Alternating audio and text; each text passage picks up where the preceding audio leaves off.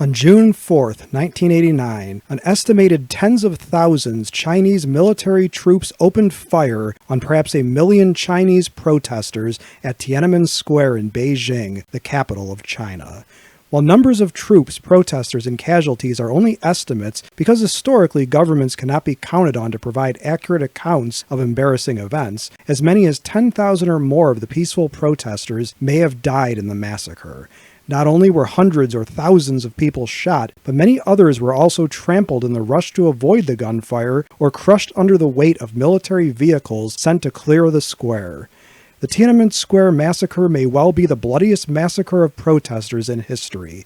In typical government fashion, the Chinese authorities reported about 200 protesters and a few dozen riot police were killed, referring to the peaceful protesters as counter-revolutionaries. Should governments ever use deadly force on peaceful protesters?